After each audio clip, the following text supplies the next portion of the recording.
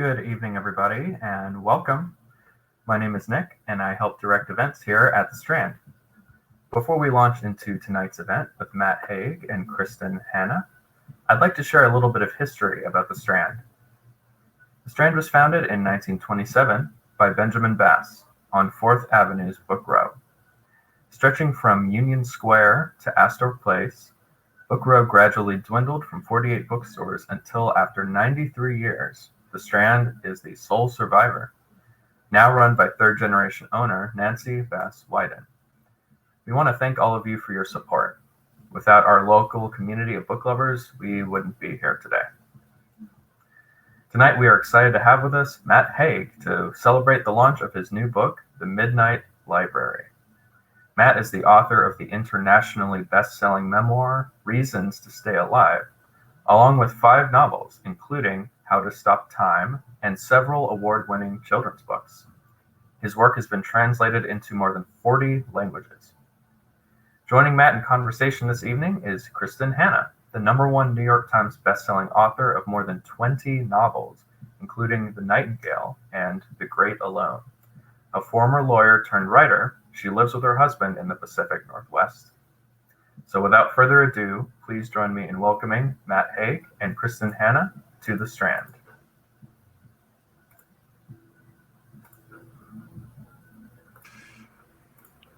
Hi. Are we here? Are we live? I think we're here.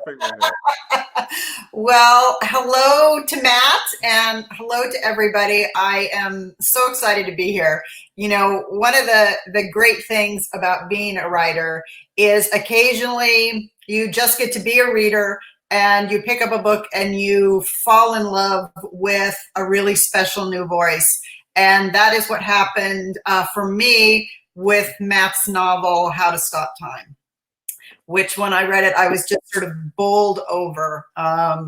It's just a wonderful, wonderful novel. And so when I was asked to do this recently, I jumped on it because I knew that I was going to absolutely love The Midnight Library, which I do. And so I'm just super excited to sort of virtually meet you, Matt, and actually Likewise. I think we must be at least 8,000 miles apart right now, Kristin. Is that right? I'm pretty sure. Yeah, we're definitely one's in the afternoon and one's at night. So yeah. I'm at just after 10 p.m. and you're early afternoon, aren't you? Yep, early afternoon. Not quite cocktail hour yet for me here, unfortunately. So I will get to work. But I'm so excited to be able to talk to you about this great novel. So The Midnight Library, for anyone who hasn't read it, is sort of, it's a book that explores love, regret, hope, hopelessness. It really addresses a lot of the big issues of life through the eyes of this, sort of seemingly ordinary woman who comes to a point in her life where she believes she has no reason to keep living. And through the magic of a library is able to look back at her life and look through her life and sort of look at all the roads not taken. And I guess my first question as I was reading it, because there's a powerful message in this book about hope, about love, about giving yourself a second chance and making some tough choices. And I wondered which came first, the message or the story? That's a very, very, very good question, Kristin. And to be honest, I feel like it was so intertwined. For about a decade, I've been wanting to do something about parallel lives. And obviously, this is a well-trodden territory in films and literature. So I thought I didn't have anything new to bring to the table.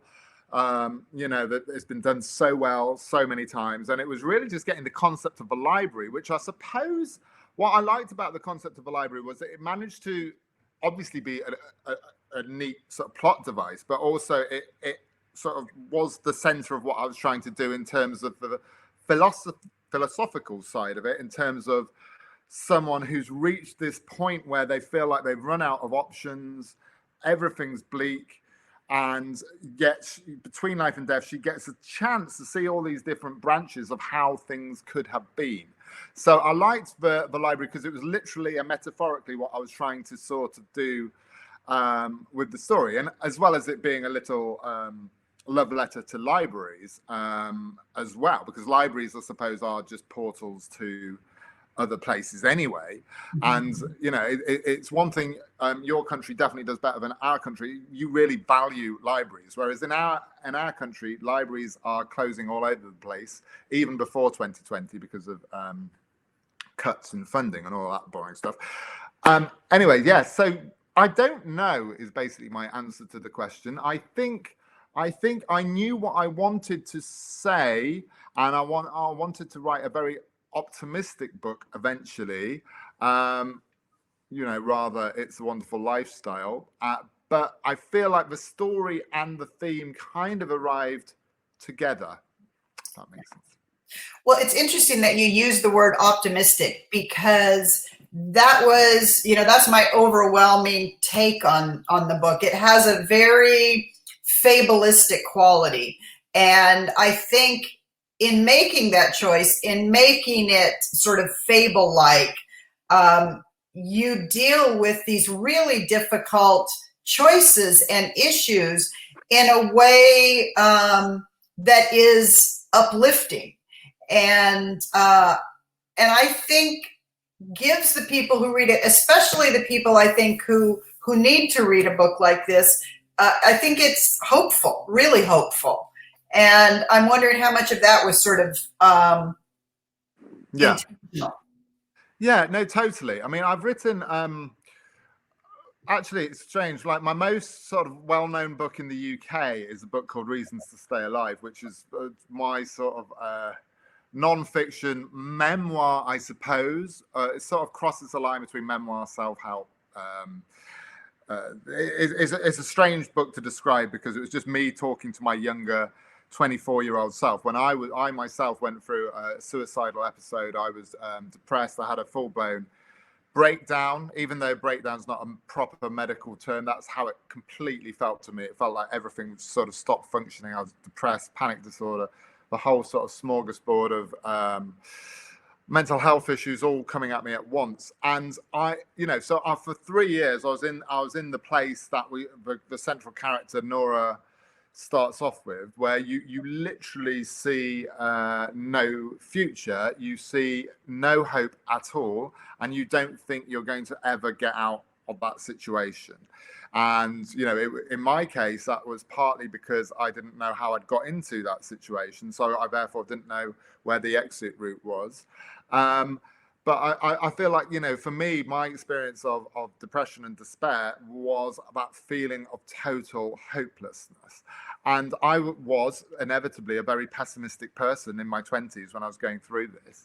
But actually, the experience of recovery from that ended up making me much more of an optimist. So in a strange way, I'm more of an optimist because of having gone through depression, because it made me realize that sort of voice in my head, that sort of vision of total negativity and total certainty about the bleakness of everything and the bleakness of the future, that was wrong, you know, and it was totally not useful to have that. And, you know, even when optimism is wrong, at least it has a use. You know, that total pessimism has got no use whatsoever. But I often think of myself when I was in my sort of lowest points, and to imagine if there's any words that I could have got through, any stories that could have got through. And there was very little, actually, at the time. I was sort of back reading children's books like Winnie the Pooh, or, I don't know, some old S.E. Hinton sort of teenage books and that sort of stuff. I wanted a very sort of simple, classic, sort of hopeful feeling of a book. And you know, so I that experience changed my taste as a reader, changed me as a writer. And yeah, I try and instill optimism in the book, but I try to go to the dark place first. Yeah. You know, I don't want everything, you know this yourself, you don't want everything rainbows and unicorns. You need to have the bad stuff, or the light stuff doesn't, you know, it doesn't have any weight or value. So I like to, you know, find someone in the most sort of desperate situation and then try and find some kind of authentic hope. And so this book, probably more than any other of my fictional books, I was writing it as kind of like self-therapy, really, first and foremost. I was trying to take this person who had been in a very similar situation to me at my worst, and to sort of reframe their perspective, and, you know, to give them that, you know, at the start, it's not even life or death, because she doesn't care if she lives. So she's not even wanting to live, you know, at the start. It's she's wanting to want to live, which is sort of one step removed. So it was a very difficult challenge to try and make that character someone who would be ultimately hopeful. But that was, the point of the library and the point of the journey she goes on. Well, yeah, and you also did this really, this great structural thing, sort of as a novelist, where you tell us first sentence, first page, you know, where we are with Nora in her no reason to live sort of, you know, scenario. And then you show us her life, and through the way you show us her life, we understand that it's not as bad as she thinks, that it's not as dire, that, you know, that her depression is not necessarily rooted in the basis of her life. It's in choices made before, and the regrets that sort of pile up as we get older. And so I thought, you know, you gave us plenty of time to fall in love with her and to really feel hopeful for her, but also to be honest enough that you don't know sort of what is going to be, and that really drives you forward, want to know her. And I thought another thing that really sort of lifted the novel and made it so entertaining on top of all of this is her parallel lives are so interesting. You know, she was in a rock band. She, you know, was a big swimmer, you know, all of these various things, I mean, a mother. How did you sort of, as a writer, decide, you know, because it's all about the forks in the road that we didn't take. Some are big, some are little. Yeah. How did you choose what her other lives were going to look like? Yeah, good question. I think I wanted a balance of the lives which were sort of relatively ordinary regrets, that a lot of people kind of experience that level of regret. So, for instance, there's the relationship she ended, that she thinks, should I have ended that relationship? And she imagines what it would be like if she was still with that person. Then you've got the sort of everyday dreams, like in the UK, in England, a very typical dream that people talk about over the kitchen table would be owning a pub in the countryside. And so in one life, she's got that dream come true. And then, you know, when you sort of hark back at the things you may have been quite good at school, you know, she's got that. She's got, you know, she was a good swimmer. She was a very exceptionally good swimmer at school.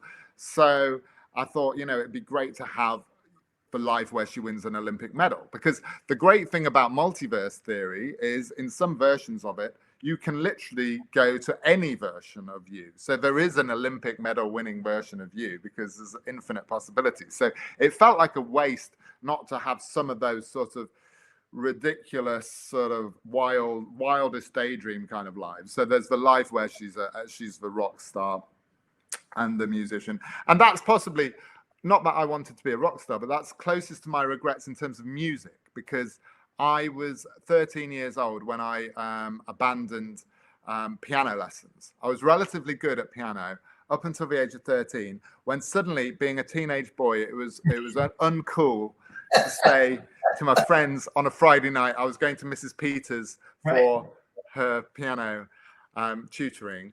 So I sometimes imagine there's an Elton John version of me in another life who's on stage somewhere. So that was a little bit of silly wish fulfillment. So I wanted to have some sort of like absolutely glorious, extravagant lives, and then for her to potentially realize the grass isn't greener within those lives. But also, I wanted to have some lives actually be pretty good. You know, some lives, you know, she's got, you know, she's with a nice person and they've got a lovely daughter, and another life where she's doing good in the world because she's in the Arctic Circle, exploring climate change through glaciers, and she's doing lots of good things in some of the lives. And for her to actually come to her own conclusions about life and what she's here for, rather than it to be totally simplistic and it like for every life to be a nightmare. I definitely wanted some of those because it's interesting and it's fun to write. But I wanted some to be a little bit more nuanced and for her to sort of potentially leave them because of another reason within herself.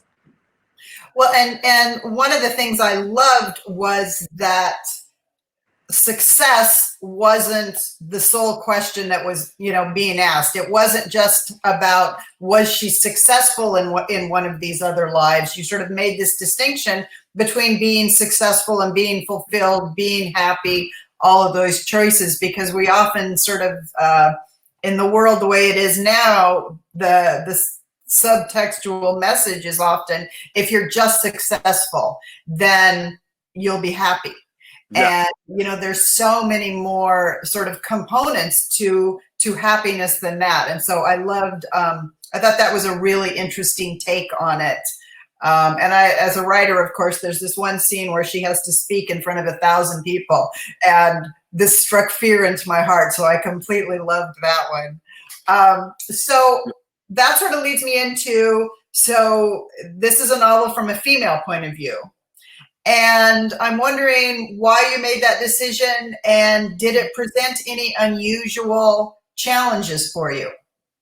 Yeah, obviously, I was very alert to the fact that I'm not female writing female protagonist. Helped slightly that it's not a first person novel, so I'm not literally, right. But yeah, I'm very much in her head. To be honest, Kristin, the first draft, or at least the first third of the first draft, that character was male. Oh, It was a different character, having slightly different experiences and certainly being treated differently by people, but that character was male and it wasn't working as a male. And you know, I still like the concept of the Midnight Library and I had all that there, but the very first character, and his name kept changing, was Adam sometimes in the different names, and it's just something wasn't right. And I think what it was, because as I told you earlier about my own experience of mental health stuff and depression, I felt too much like I was writing myself. So I couldn't actually see this person because he was too much like me. And I very much wanted this character to be someone who overtly wasn't me. And in a way, in a strange way, by making the character female, by switching the gender of the character, I actually ended up bringing more autobiographical stuff in there because I could relax in the fact that it wasn't myself.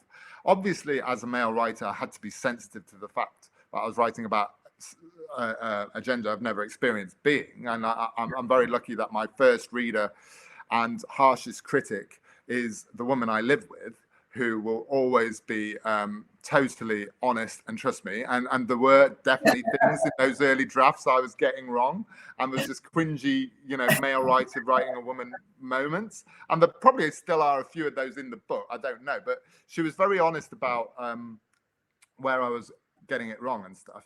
But there comes a point where you've sort of gone through your first draft, and you know this probably better than I do, where you stop seeing the character as a version of you that you're writing, and they start to have their own life, and you just sort of write them as you see them, and then you sort of let go of all that, I'm a male writer writing a female character, and then you just see her as Nora, and you're trying to do justice to the character. So you get to that point. But yes, certainly in the initial stages, I was very conscious whether this was the right thing to do. But I immediately had strangely more sympathy and more understanding for this character, knowing it was distant from me, and I wasn't writing some sort of magical realist version of my life story, I suppose. You know, it's so interesting you say that, because one of the ways that I know that I'm in trouble in a book is the character who keeps getting the name change. Because if I can't like nail who this person is, my subconscious is telling me very loudly, you're on the wrong path here, and a new name isn't going to change it.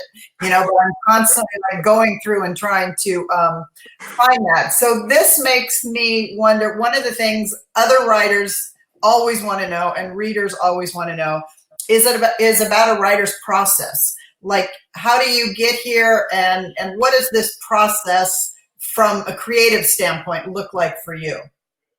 Oh, it looks messy. I mean, I'm always asked, I've been asked actually this year more about like writers' routines than ever. And I'm thinking I need a writer's routine. I suppose I do have one, but it's very sort of bipolar in that I go through months of not doing a thing. Well, I think I'm not doing a thing, but I probably am, because things are percolating, and like the Midnight Library was sort of on the back burner all through writing How to Stop Time and various other things and children's books. I had this idea of parallel life. I think I was on Facebook about 6 or 7 years ago testing out ideas about parallel lives. So this has been bubbling under for ages. And I feel like often, you know, you think of trying to come up with a new idea, but often it's the idea that you had 10 years ago that wouldn't have been right 10 years ago, and you would have written it in a totally different way. But it's been kind of there even as it hasn't been there. And you haven't been working on it in any conscious sense, but it's kind of been in your mind for a while. And I feel like, you know, it's almost like, I'm going to go a bit whimsical with my metaphors, but it's like wine, isn't it? And you sort of like, it kind of develops and it reaches the right vintage, and then you can strike. And so this basically was probably the idea I've had for longest. And but even so, when I started writing it, as I say, I was writing about this male character. I couldn't quite envision the library possible. So I went through quite a sort of agonizing early draft stage. But then when I got Nora, I did a proper draft, and I love that phase. That's my favorite piece of the whole writing jigsaw, is that when you actually kind of know the book you're writing, right. No editor's actually seen it yet, no reader's seen it yet, readers don't even know it exists yet, and it's your private little daydream that you're having and you're sculpting, you're getting excited by. You're not worried about your Amazon ranking, you're not thinking about any external nonsense, and you're just enjoying the thing about sort of putting this story together and exploring the story. But I'm not one of those writers who plans it out. You're not. I don't know how you are, but I don't see the whole thing. Like I see some sort of thriller writers who have flow charts and a whiteboard, and they've got, you know, all these diagrams and stuff, and I admire that, but I just can't do that. I have to sort of write the thing I'm most visualizing. So I'm not even a chronological writer always. Often I'm starting like a third of the way into the story and sort of seeing where it goes. I picture a scene. I'm trying to think what the very first thing, I think it was just I wrote loads and loads of paragraphs trying to get an image of what the Midnight Library itself looked like. And that wasn't the first thing in the book. And in fact, actually, the section that leads up to the Midnight Library, we're in a kind of a realistic universe, and kind of a depressing one, because we're talking about a depressed character at that point. That was nearly 100 pages in the first draft, and obviously that was far too long, and it would have depressed everyone, and they'd have put the book down. So that, I think it's something like 26 pages now, 25 pages. So that went right down. That was a real, you know, concentration. But yes, it's messy. It's just as that answer was messy. That's my process. It's a messy.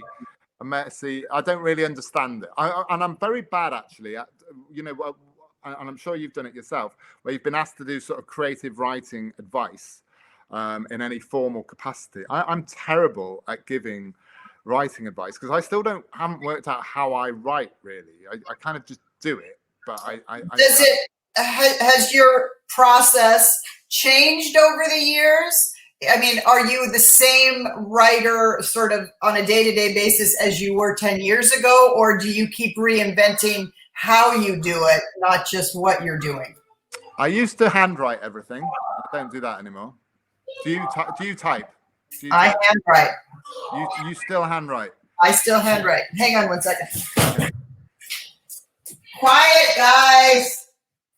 I must say hello to Wendy. I've just seen Wendy Pearl has messaged, and I know Wendy. And if it was at normal times and not 2020, I'd be in America now and spending a lot of time with Wendy, who works on the West Coast side of things. Wendy Pearl there. I just saw a message.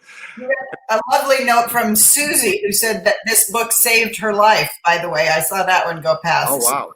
If you haven't seen that, I wanted to point that one out.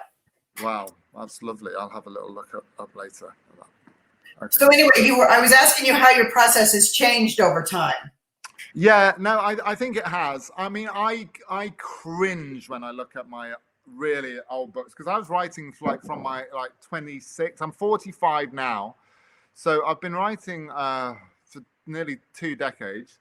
And when I look back at the things I wrote in my 20s and early 30s, I really cringe. I don't think necessarily my writing routine has changed that much, because it's always been a bit chaotic.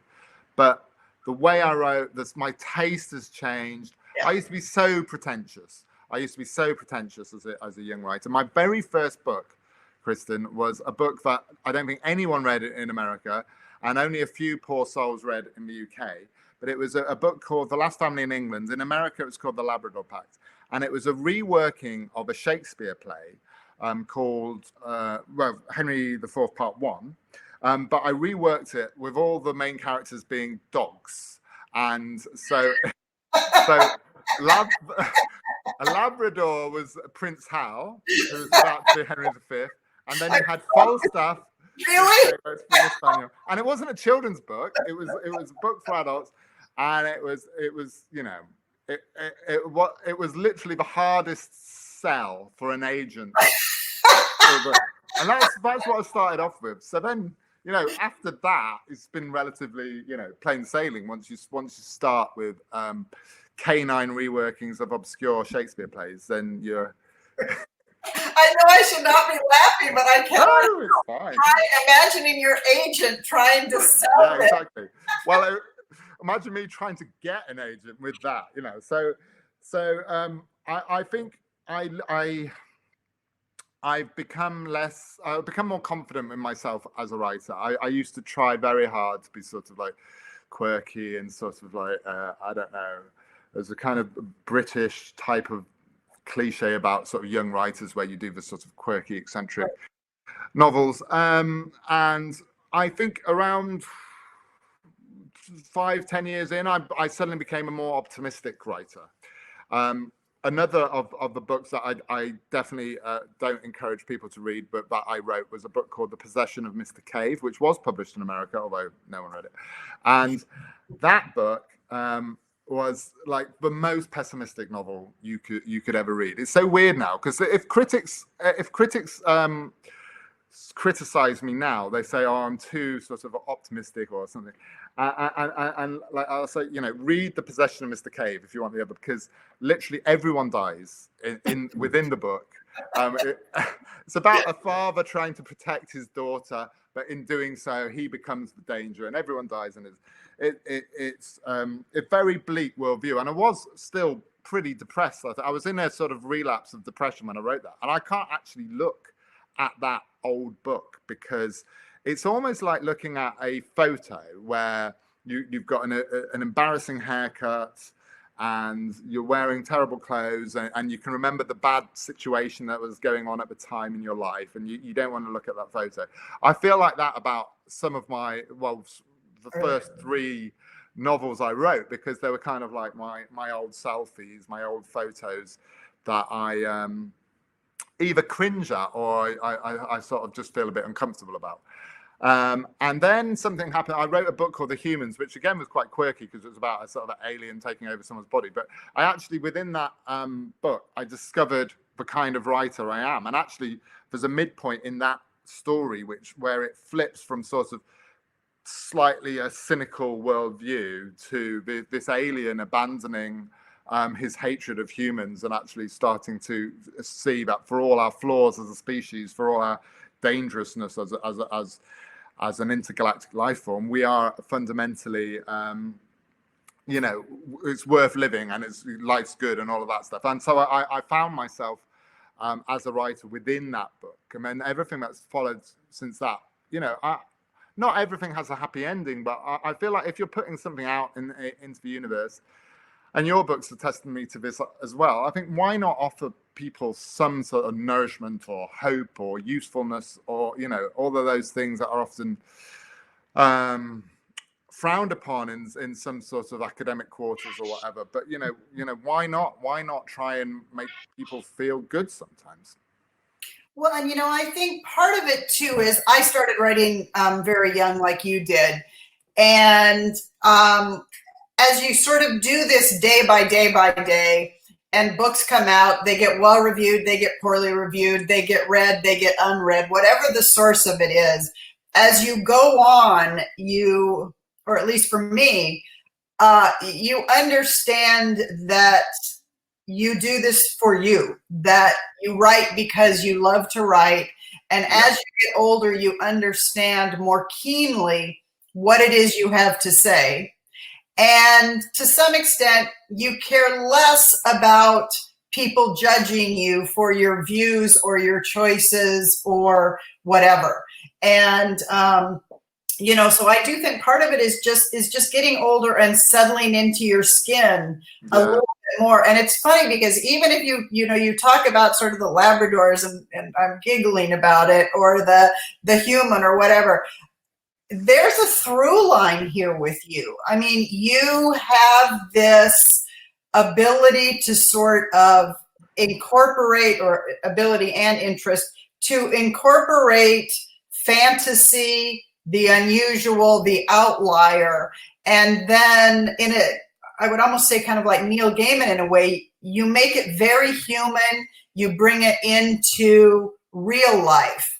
And to me, that's some of my favorite, fiction, things that aren't what you expect, but still have a message that feels very human. Yeah, I like that interplay, and I suppose it's true from my earliest books. And I'm feeling bad for slagging off The Last Family in England now, because we've got someone who say about The Last Family in England, they really liked it and it changed their life, and I shouldn't beat myself up. So I'm probably a bit too harsh on The Last Family in England, and it did get me on the publishing track, and I did learn a lot through writing it. But yeah, I like the interplay of reality and creating a sort of recognizable world that then slips into something a little bit beyond reality and a bit speculative.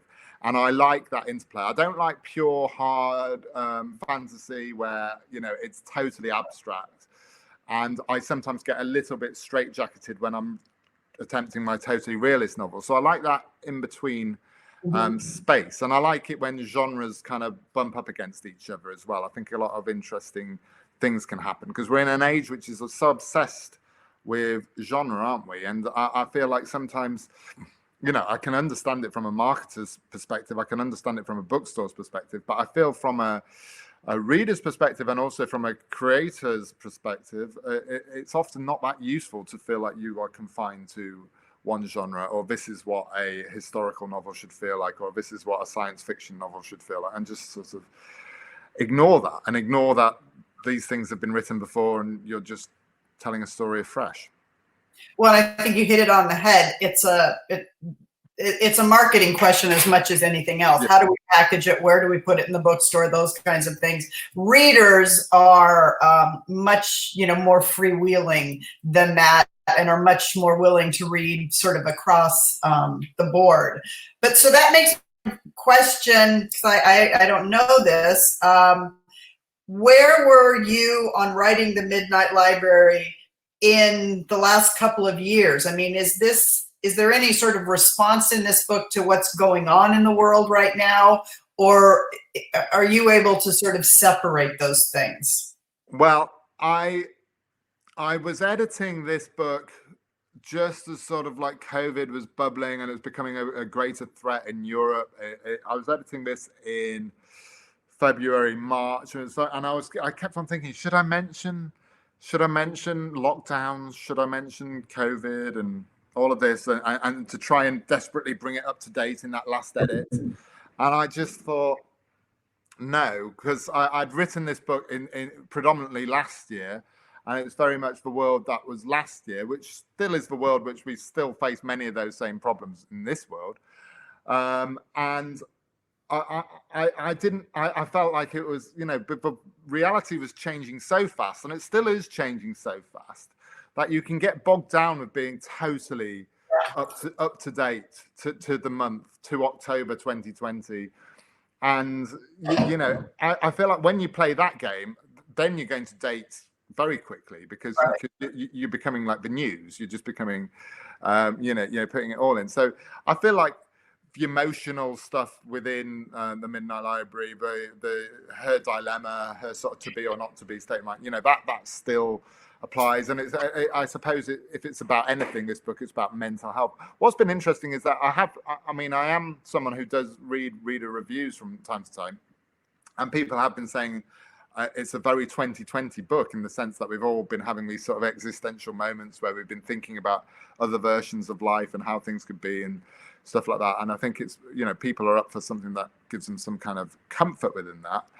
But no, the only thing what was a direct reference to this year was the dedication. I dedicated it to health workers and care workers who've been having a sort of tough time even before this year, certainly in the UK, and been undervalued. So I felt it was an obvious sort of way to reference that. But no, I didn't, basically. No. That was a long answer to say no.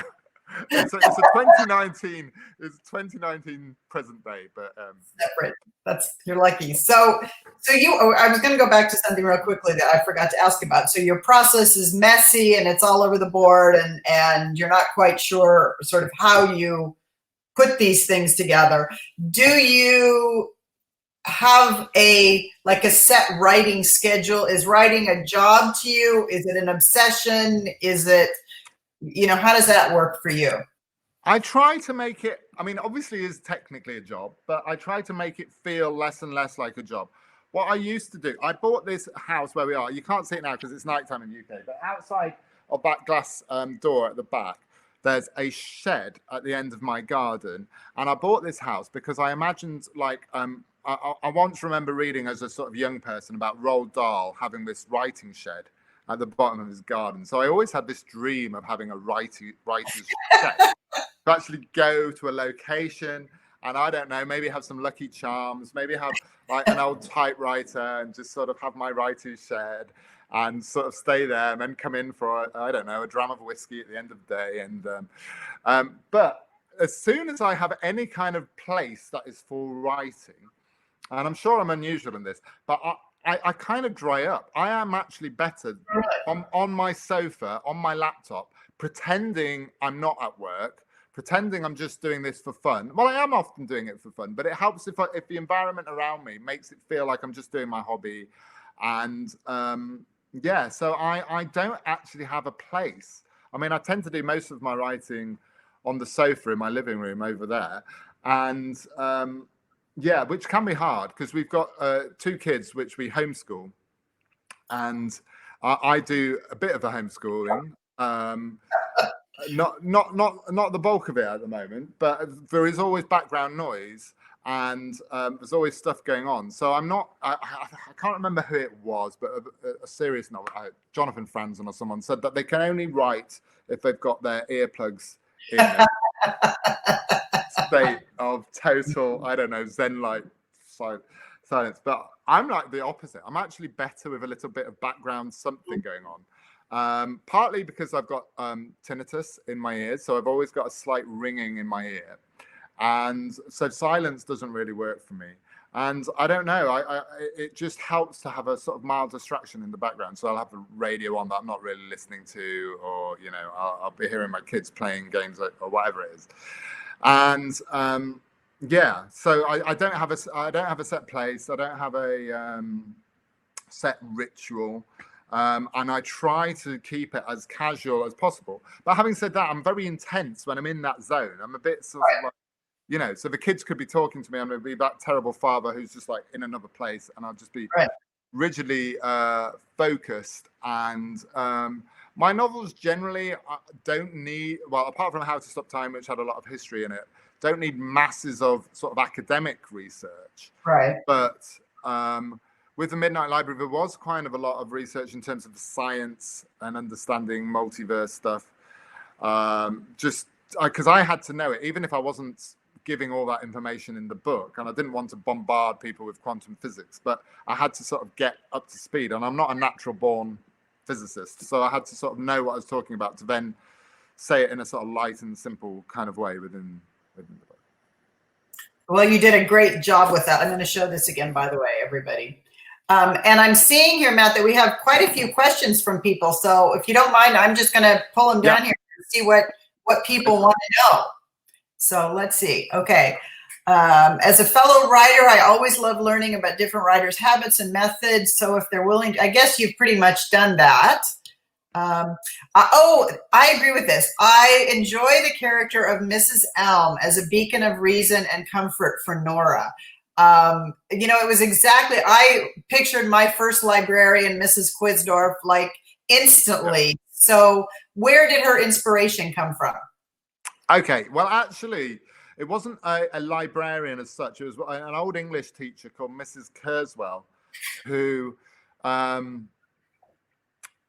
was great. And she actually got me in, even though she was a teacher, she really got me into understanding books as these things that aren't always just there to do us good. They're not like whole grain cereal. They're not, but they actually can be as thrilling, as dynamic, as entertaining as, computer games, as movies, as any other sort of entertainment medium. They're not just this thing that we have to read because we're at school and, this is what we're prescribed as kind of a medicine. So Mrs. Kurzweil actually made books fun for me. And she was also the person that got me to value myself in terms of writing, because I dared show her some of the sort of teenage stories I was working on, and sort of like Star Wars fan fiction and old cowboy stories and all sorts of stuff. And I showed her that, and she thought I had some potential, and she told me that I had to keep writing those. And she was very encouraging to me. And she wasn't the most sort of necessarily, as with Mrs. Elm, she wasn't totally warm and cozy all the time. There was a little sort of sternness to her. But it was coming from the right place. There's slight tough love to her, and she could be strict sometimes. And I wasn't always the best behaved student at school. I was self-consciously, like, I was the sort of, Britain is so obsessed with class, and I grew up in a working class town, and my parents were middle class because my mum was a teacher, my dad was an architect. So I was self-consciously middle class. So I was always downwardly mobile and trying to sort of like, be accepted. And so I could be a little bit of a nightmare for teachers and cause trouble from time to time. But she was someone who I really respected, and she was lovely to me. And she was very much in my mind when I was writing the character of Mrs. Elm. And also when I had some great news when it went to #1 in the UK, and I sort of went on Twitter and dedicated it to Mrs. Kurzweil and thanked her for telling me to keep writing and all that stuff. Oh, that is so nice. So you always wanted, or you always had a writer inside of you, and you're aware of that? I used to always enjoy it. My problem, even though now I can sometimes I can self-promote all over the place now, but at the time I had such little confidence in myself as a writer or as anything. I was a very nervy, introverted young person, as a lot of people are in Britain, and it's our sort of thing. But I think actually, without going through my mental health experience in my 20s, I wouldn't have ended up with the confidence or the idea to actually become a writer as a career, or to think of it. And it's a strange thing to say that depression gave you confidence or anxiety gave you confidence. But because I was so convinced that I wasn't going to get out of it, and then I did manage to get out of it, I felt like, well, I've done that impossible thing. So maybe actually getting a novel deal or writing for a living, that's less impossible. That is slightly possible. So I had this sort of swagger about me after that. And I sent off my crazy dog story to hundreds of agents and got hundreds of rejections. And I didn't even mind the rejections. I was like, oh, this is all part of the process. I'll just keep on going. This is where I want to be, and I don't want to, do an office job. And I was useful in any office job I ever had as well. So useless, I mean. And so I just kept on keeping on. Oh, that's great. Okay, let's see. Are there any specific books or other media that are helping to support you during these particularly rough times? Ones that inspire you? That's Kara Todd. It's a good question. I'm not a Buddhist, but I have been reading a lot about Buddhism this year, and I've been reading a book by an American Tibetan Buddhist called Pema Chodron, I think is how I say her name, and she wrote a book in the 90s, which has this sort of terrible, sort of dated-looking cover in the UK edition. Anyway, might have the same cover in the US, and it's a book called When Things Fall Apart, and it's an account of her early divorce and all kinds of grief that she went through, and how Buddhism helped her through that. And it hasn't converted me towards Buddhism, but I found a lot of it very applicable about how you deal with uncertainty in life, and how sometimes in the West we go a bit wrong with our pursuit of happiness to the extent that we don't want anything that's not happy in our lives ever, and actually that leads us to more misery. And 2020 has been a year where we can't have that kind of life. We do have all kinds of stuff going on, so it's given me a better sort of holistic view, and it's been quite comforting. So that's a book that I've read recently. That's been great. I've been watching a lot of comfort TV as well. We are massive fans of Schitt's Creek in our house. Love that. Have you finished it? No, we're still series 3, but because we're sort of late adopters, but we're that's what's comforting me at the moment. So yeah, no spoilers, Kristin, but I'm getting through it, and it's just what I need in 2020. Yeah. I think it's what we all needed. I mean, it's this beautiful bubble of a world, and you just fall in love with these, flawed people, and you finish the half an hour or whatever smiling. Although I did cry through a lot of it, I'll admit. But that's just also brilliant. All of those characters. Oh, they are so brilliant. Okay, let's see. What else have we got here? Jess remarks that I feel like I am right where Nora ended in the book, knowing life can be better, but I don't know how. What were those first steps or changes that one should make? Well, yeah, I mean, the thing is, it's quite open-ended the way it ends, and I won't obviously try and give that away. But I feel like with me, all I can talk about is my own experience of that, and all I know is that so many of the things in my life that I thought were going to be the key to what made me happy, or whether it's like career things, getting published, or then you want to be a bestseller, then you want to be a #1 bestseller, then you want the film deal, and blah blah blah. And these are all lovely things to get, but none of those things is going to actually solve anything unless you are sorted out within yourself. So I think for me, it's not, we're so focused, as you hinted at earlier, Kristin, about external things as signifiers of success, and I feel like we have to sort of learn to accept ourselves as we are, and not always trying to improve, and never be happy in that sort of present moment. The internet is full of these metrics which we're meant to measure ourselves by, and these before and after pictures, and we're always meant to be on a journey somewhere, and we're always meant to be improving, to becoming this other version of ourselves. And obviously it's good to improve ourselves and to do all that, but when the end result is to actually make ourselves feel bad about the situation we're in, or bad about being in our own skin or our own appearance or any of that, I think it has a detrimental effect on our mental health. And I think, really it's about, the key thing is about acceptance, not to be too sentimental again, but when you look at a newborn human baby, no one is seeing a lack. No one is thinking of what that individual doesn't have. They're not thinking, oh, they don't have many followers on Instagram. They're not thinking, oh, they don't earn X amount of money. They don't have this, they don't have that. Everyone sees that human being in young form as this complete entity, a whole valuable, infinitely valuable thing. And yet, as we go through life, through education, through career, through the modern world of the internet, through our sort of instinctively competitive nature, sometimes we have all these things which sort of we measure ourselves against, and we measure ourselves against these hypothetical lives and hypothetical people.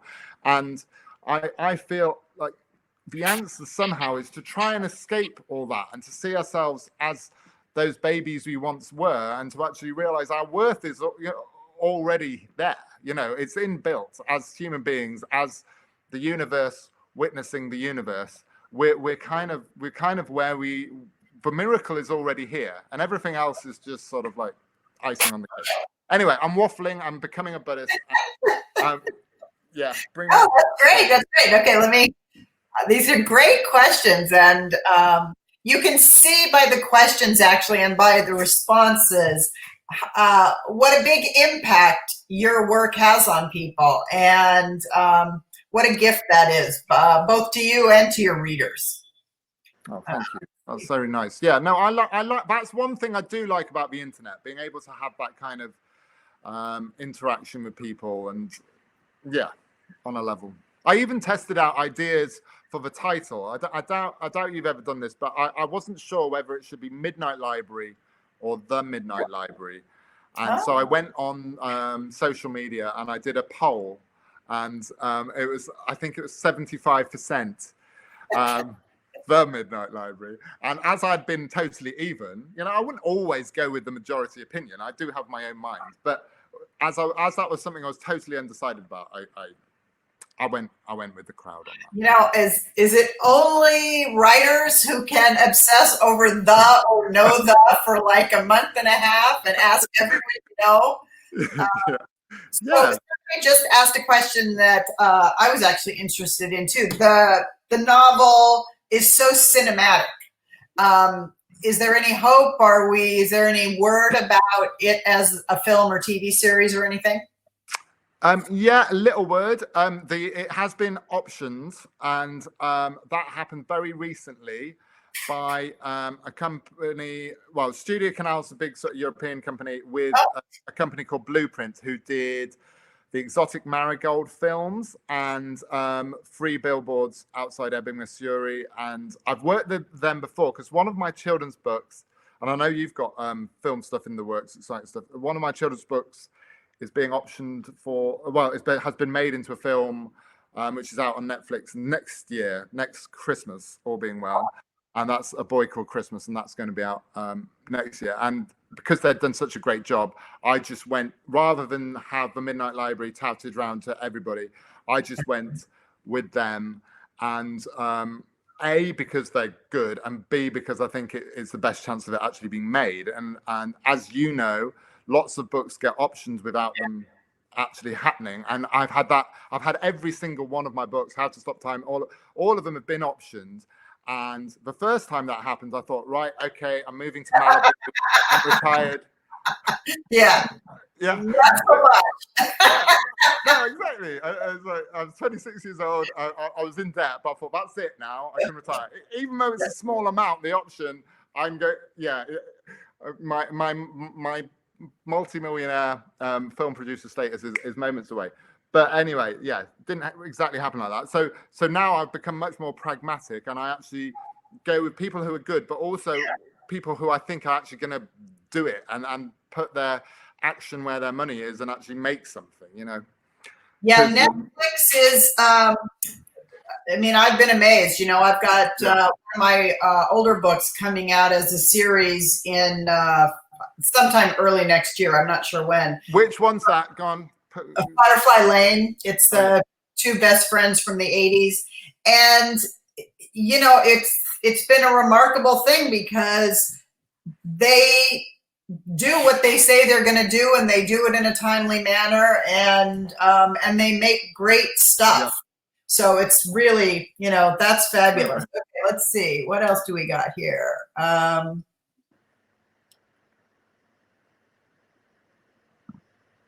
Oh gosh, I don't know if you want to answer this. I don't know. if you had the chance to add a chapter to Reasons to Stay Alive to address our current isolated pandemic situation, what would you say? Right. The thing I've noticed this year, talking about mental health, because I write a bit about mental health online sometimes, is I've noticed that there is no consensus view this year on the mental health situation. Obviously, it's easy to look at the world situation and think, well, this is horrendous for our mental health. But my reluctance is to imagine that the world in 2019 was some sort of mental health utopia, because there was so much about how I was living last year that wasn't any better than this year. And I'm an extremely privileged person in that I could still keep on doing my job from home, financially secure. We homeschooled our kids anyway, so it had minimal amount of change. So I will caveat it with that.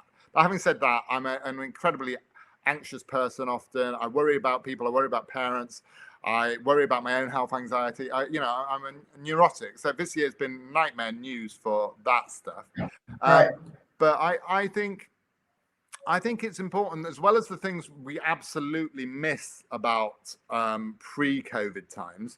I think the will, as with all sorts of catastrophic events, whether it was like the Second World War becoming a more equal, fostering a more sort of equal workplace between men and women getting more used to society accepting women in jobs more after the Second World War. I think that after this experience we're going through, there will be some things that we take with us that are actually quite good for our mental health. In some ways, I feel like it's been, in my life, a kind of life edit of certain things taken out. And some of those things I definitely didn't want taken out. And others of those things are like, actually, yeah, I didn't actually need that. And that probably wasn't very good for me. And I was doing a lot of commutes into London for pointless meetings and stuff like that. And I used to get so nervous about that. So I'm glad I'm not doing that stuff. So it's a sort of complicated picture for everyone. But I think if I was giving specific lockdown advice, which I'm probably not totally capable of doing, as I'm not a doctor or a psychologist, I think it would just be that acceptance of uncertainty, because I think this year has been so uncertain. I think that's why I was drawn to reading that book, When Things Fall Apart, because it's all about accepting uncertainty. And we're so conditioned to think uncertainty is a terrible thing, but actually uncertainty is also a source of hope as well, because while you don't know something, there can still be good outcomes of that. So even if you've got a bad news thing happening to you in the calendar further down the line, your uncertainty about how you will respond to it or how that thing will play out, that degree of uncertainty can give hope. So I'm trying to reframe uncertainty in my mind as a sort of positive thing rather than Well, I mean, everything is both. There's always both components, in everything. And I think there are going to be some really positive things. My daughter-in-law, for example, is working from home a lot more. And for, someone with two kids, that affects where they can live, how they can live, the way their family functions. And a lot of that will be, I think, ultimately positive for people. Yeah. So we just have to kind of hold on. And like you said, uncertainty makes us uncomfortable because we as humans think that if we just do things correctly, there's an answer and an end date. And we're all learning that that's not always the case. And we just have to sort of make it through. Let's see. Yeah. Will either one of us be doing book signings with COVID being around? I don't think so. I don't think I'll be doing them even in February. No, but will you be writing like pages? They've been sending me pages to scribble on. Well, the UK publisher did. I had like 7,000 pages to. Oh, tipping sheets. Yes, that's the technical term. Yes, tipping sheets. Yes. I have done those for years. I don't actually believe I'm doing them for the 4 wins. But usually they decide to tell me when I have less time to do that, not more time. So I don't know, it's, Matt and I were talking earlier before we sort of went live here that it's great in a way that, I'm connecting here with with you in the UK and having this conversation and finding out about your book, which I probably wouldn't have otherwise. You know, we wouldn't be in the same place at the same time. So there's definitely opportunities to meet with readers in a new way. But I really I miss the events. I miss going, you know, to talk to people and sort of feeling a little bit more connected on a human scale. So I guess it's like everything in 2020, good news, bad news. Yeah, good news, bad news. No, totally. Yeah, I mean, I like doing this because we can, but, you know, it's a shame we can't see people's faces and meet them afterwards and sign their books and all of that stuff. So I do definitely miss that, even if I don't miss the sort of trains and planes and going all over the place. Yes. So Patricia wants to know what you do when you get stuck. Oh, I guess we're done. Oh, we did. Nope, you're answering that one last question. I'll come back. What was the question? What's Patricia? What do you do when you get stuck? Oh, when I get stuck. Well, the last thing I should do when I get stuck with writing is to stay at my computer. Because if I'm just staring at the sort of white Arctic blankness of a Word document, I will not get through that. So the thing to do, ironically, is to forget that you're writing at that time and you know, go for a run, walk the dog, do anything else. Yeah, reading's good. Reading's our fuel, isn't it? So anything that inspires you or, you know, takes you out of yourself, you know, as soon as that pressure comes off, often the ideas then come, because our writer's block is often just pressure. Yeah. So I would say anything else other than writing or trying to think your way through it. Okay. Excellent. Well, can I just say very, very much thank you, obviously, to everyone who is answering, but also thanks to Kristin, who you don't know, but she came in quite last minute on this, and you've been brilliant, Kristin. And I also want to thank you for endorsing How to Stop Time years ago, or 2-3 years ago, because that really helped in America get me some readers, because people like you, and your name was on the book. Well, they should read it, and they should read this one, and there's a buy button here, so they can do that right now at Strand, and thanks to Strand for... yes, thank you to Strand. I want to do an event in New York at the Strand bookstore at some point in real life. Sounds good. We'll be ready for you. Just give us a call. Post-apocalyptic future, what awaits. That's right. Boy, y'all said it all. Thanks to everyone for attending.